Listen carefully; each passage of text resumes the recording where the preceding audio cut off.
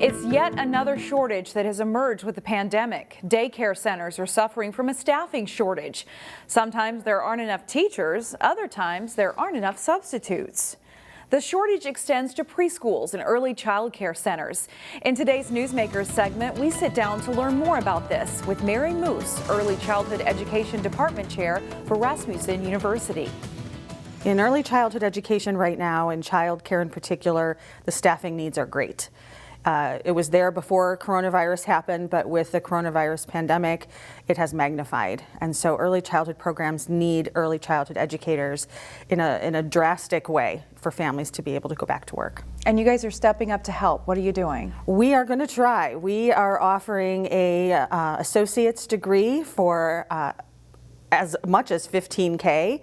It could be less depending upon your transfer credits coming in, the opportunity to take some self-directed assessments based upon your past experience and your knowledge, or any other potential credentials that you might bring in to the early childhood program. So we're trying to help our educators get educated so that they're prepared to take care of the children and families in the early childhood programs out there.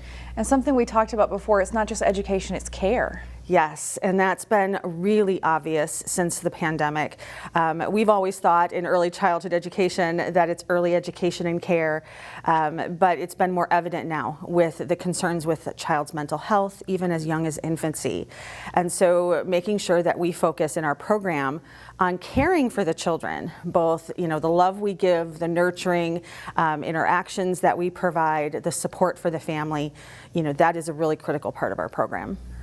And if someone is interested, what's the time, what's the process like to get their degree?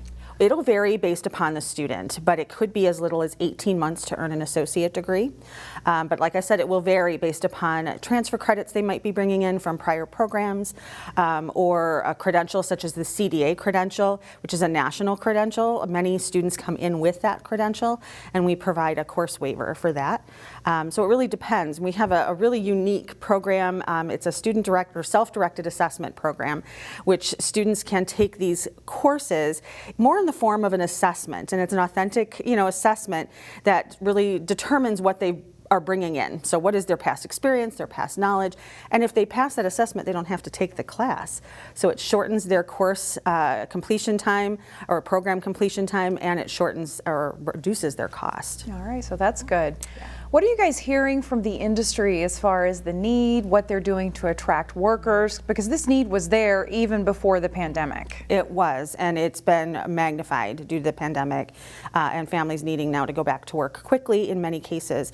The industry is really looking at, making it a variety of pathways for people to get into the field, because we know there's going to be some folks out there with an education already, some folks that have some education but never completed it, and some that have no background in education but really see the passion in caring for children and families. And so we want to first capitalize on that passion and those people that are really interested in making a difference with children and families, and then helping them get that education is the next step, so that they are qualified to care for the children. They've got the educational background, the understanding of care and nurturing, and then can share that with the children and families. Right, it's very important. Mary Muhs with Rasmussen University, thank you for being here today.